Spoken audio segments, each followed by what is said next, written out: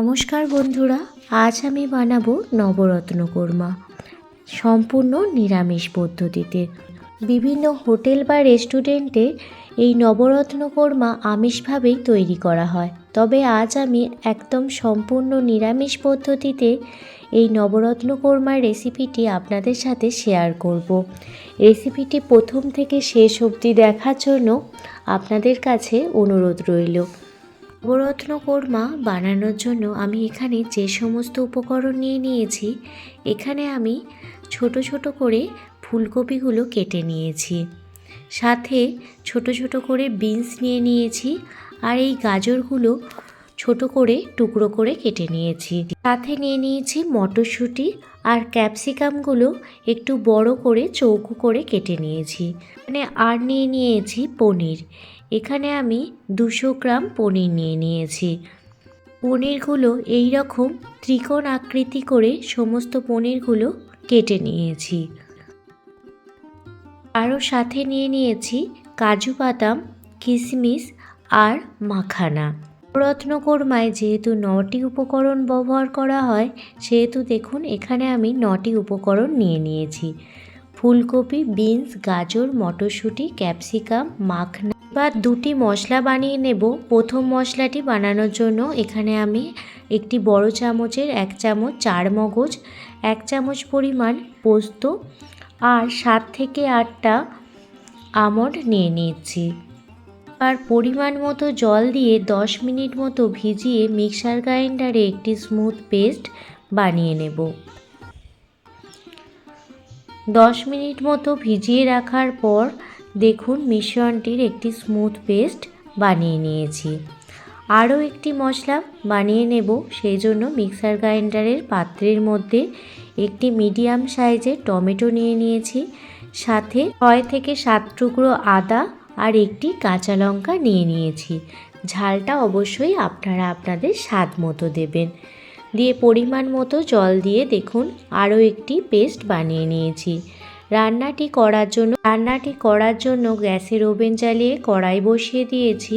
কড়াইয়ের মধ্যে শুকনো খোলায় 1 চামচ জিরে, 1 চামচ ধনে, দারুচিনি, লবঙ্গ, এলাচ আর সামান্য পরিমাণ জায়ফল শুকনো খোলায় ভালোভাবে ড্রাই রোস্ট করে নিচ্ছি। ড্রাই রোস্ট করে মশলাটা মিক্সার গ্রাইন্ডারে খুব ভালোভাবে গুঁড়িয়ে নেব। ড্রাই মশলাগুলো তুলে নেওয়ার পর ওই কড়াইয়ের মধ্যে সামান্য পরিমাণ ঘি দিয়ে দিলাম। ঘি দিয়ে দেওয়ার পর প্রথমে মাখনাগুলো দিয়ে দিচ্ছি। প্রথমে মাখনাগুলো ঘিতে ভালো করে ভেজে নেব।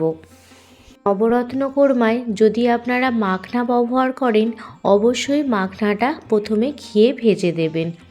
দেখুন মাখনাটা ভাজা হয়ে গেছে। এবার মাখনাটা একটি প্লেটে উঠিয়ে নিয়েছি। এবার ওই কড়াইয়ের মধ্যেই পরিমাণ মতো সাদা তেল দিয়ে দিচ্ছি। আজকের রান্নাটি সাদা তেলে করতে হবে, আর আপনারা চাইলে ঘি দিয়েও রান্নাটি পুরোটা করতে পারেন। সাদা তেল গরম হয়ে গেলে পনিরগুলো দিয়ে দিচ্ছি। অবশ্যই পনিরগুলো ভাজার আগে 1 ঘন্টা আগে পনিরগুলো ফ্রিজ থেকে বার করে নেবেন, তাহলে দেখবেন পনিরগুলো কখনোই কড়াইয়ের নিচে লেগে যাচ্ছে না। পনিরগুলো হালকা ব্রাউন কালার করে ভেজে নেব। নবরত্ন কোরমায় কোনো সবজি বেশি ভাজলে খেতে একদমই ভালো লাগে না। নবরত্ন কোরমায় সমস্ত সবজি হালকা করে ভেজে নিলে খেতে ভীষণই ভালো লাগে। পনিরগুলো ভাজা হয়ে গেছে, একটি প্লেটে উঠিয়ে নিলাম। এবার ওই তেলের মধ্যেই প্রথমে ফুলকপি, গাজর আর বিনস সামান্য পরিমাণ ভেজে নেব। শুধুমাত্র মটরশুঁটি আর ক্যাপসিকাম পরে ব্যবহার করব। এখানে ফুলকপি, বিনস আর গাজর স্বাদ মতো লবণ দিয়ে সামান্য পরিমাণ ভেজে নেব, তাতে এই নবরত্ন কোরমাটি খেতে বেশি ভালো লাগবে। গ্যাসের ফ্লেম লো টু মিডিয়ামে রেখে 2 থেকে 3 মিনিট ফুলকপি, গাজর, বিনস ভালো করে ভেজে নেব। খুব বেশি ভাজার দরকার নেই, হালকা করে দেখুন ভেজে নিয়েছি। এবার ফুলকপি, গাজর, বিনসটা উঠিয়ে নিচ্ছি। আপনারা সবাই হয়তো নবরত্ন কোরমা বানাতে পারেন, বা যারা বানাতে পারেন না তারা আমার এই রেসিপিটি ফলো করলে খুব সহজেই নবরত্ন কোরমা বানিয়ে ফেলতে পারবেন। আর ওই তেলের মধ্যেই 100 গ্রাম কাজু দিয়ে দিলাম, সাথে 100 গ্রাম কিশমিশ দিয়ে দিলাম। নবরত্ন কোরমায় অবশ্যই কাজু আর কিশমিশ ব্যবহার করবেন, খেতে কিন্তু ভীষণই ভালো লাগবে। কাজু কিশমিশটা গ্যাসের ফ্লেম মিডিয়ামে রেখে 2 থেকে 3 মিনিট খুব ভালোভাবে ভেজে নেব। কাজু কিশমিশ ভালো করে ভাজা হয়ে গেছে। কাজু কিশমিশটাও একটি প্লেটে উঠিয়ে নিয়েছি। কাজু কিশমিশ উঠিয়ে নেওয়ার পর ওই তেলের মধ্যে 1/2 চামচ পরিমাণে গাওয়া ঘি দিয়ে দিচ্ছি। গাওয়া ঘি দিয়ে দেওয়ার পর এবার ওর মধ্যে 2টো তেজপাতা, 2টো এলাচ আর 4টে লবঙ্গ আর একটি শুকনো লঙ্কা ফোড়নে দিয়ে দিলাম। ফোড়নটা প্রথমে ভালোভাবে ভেজে নিতে হবে। ফোড়ন ভালোভাবে ভাজা হয়ে গেলে এর মধ্যে চৌকো চৌকো করে কেটে রাখা ক্যাপসিকামের টুকরোগুলো দিয়ে দিচ্ছি। 2 থেকে 3 মিনিট ক্যাপসিকামের টুকরোগুলো ভেজে নেওয়ার পর এর মধ্যে প্রথমে টমেটো, আদা আর কাঁচা লঙ্কার পেস্টটি দিয়ে দিলাম। গ্যাসের ফ্লেম লো টু মিডিয়ামে রেখে মশলাটি ভালোভাবে প্রথমে কষিয়ে নেব।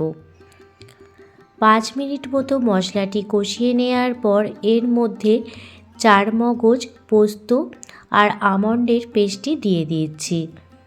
পেস্টটি দিয়ে দেওয়ার পর গ্যাসের ফ্লেম লো রেখে ভালোভাবে মশলাটি কষিয়ে নেব।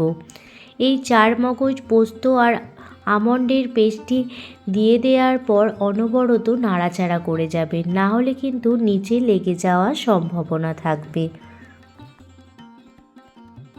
মশলা প্রায় কষানো হয়ে গেলে এর মধ্যে 1 চামচ পরিমাণ ধনে জিরে গুঁড়ো, স্বাদ মতো লবণ দিয়ে দিলাম আর সাথে স্বাদ মতো চিনি দিয়ে দিলাম। নবরত্ন কোরমায় মিষ্টির পরিমাণটা সামান্য বেশি থাকলে খেতে ভীষণই ভালো লাগে।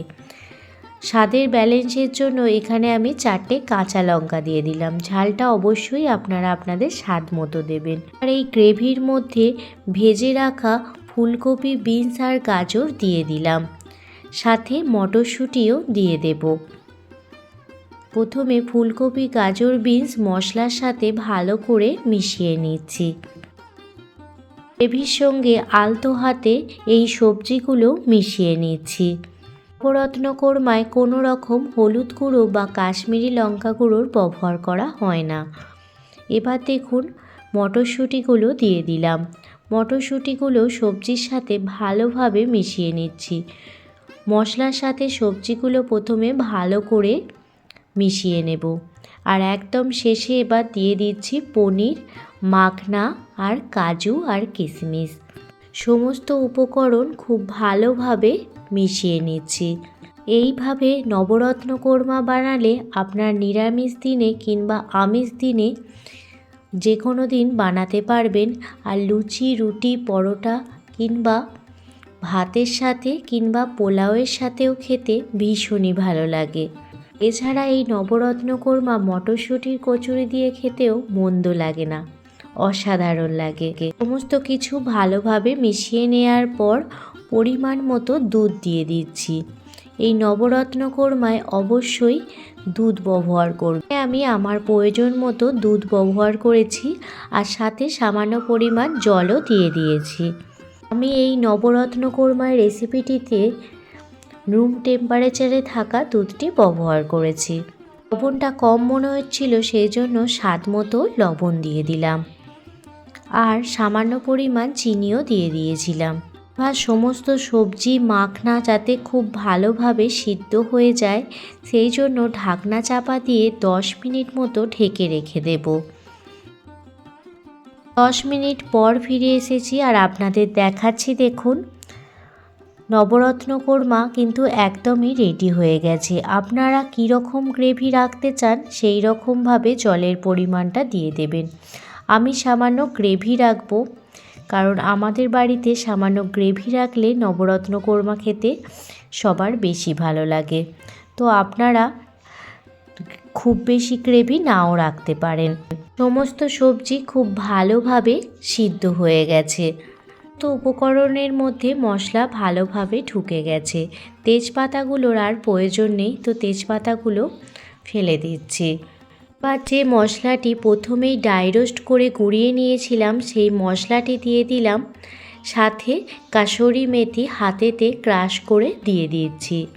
নবরত্ন কোরমায় অবশ্যই কাসুরি মেথি দিয়ে দেবেন, খেতে কিন্তু ভীষণই ভালো লাগবে। আর একদম শেষে হাফ চামচ পরিমাণ গাওয়া ঘি দিয়ে দিলাম। তো আজকে আপনাদের এই নবরত্ন কোরমার রেসিপিটি কেমন লাগলো অবশ্যই কমেন্ট করে জানাবেন। গ্রেভিটা সামান্য বেশি আছে, তো সেই জন্য আমি আরও 5 মিনিট মতো এই নবরত্ন কোরমাটি হতে দেব। আপনাদের যদি এই নবরত্ন কোরমার রেসিপিটি ভালো লেগে থাকে অবশ্যই আপনারা ফ্যামিলি ফ্রেন্ডদের সাথে এই রেসিপিটি শেয়ার করতে পারেন। আর একবার হলেও এইভাবে নবরত্ন কোরমা বানিয়ে দেখুন, সবাই দেখবেন চেয়ে চেয়ে খাবে, এতটাই টেস্টি হয় এই নবরত্ন কোরমার রেসিপিটি। 9টি উপকরণ দিয়ে তৈরি এই নবরত্ন কোরমা এতটাই টেস্টি হয়, যে কোনো লুচি, রুটি, পরোটা কিংবা কচুরি, নান সবের সাথে একদমই জমে যায়। সাথে পোলাও কি ফ্রায়েড রাইস তার সাথেও খেতে ভীষণই ভালো লাগে। আজকে যদি কোনো নতুন বন্ধু আমার এই ভিডিওটি দেখে থাকেন আর যদি আপনাদের খুব বেশি ভালো লেগে থাকে, প্লিজ একটি লাইক, কমেন্ট, শেয়ার এবং সাবস্ক্রাইব করে আমার পাশে থাকবেন। সবাই ভালো থাকবেন, সুস্থ থাকবেন, সাবধানে থাকবেন। আবারও কোনো দিন অন্য কোনো রেসিপি ভিডিও নিয়ে আপনাদের সামনে হাজির হব।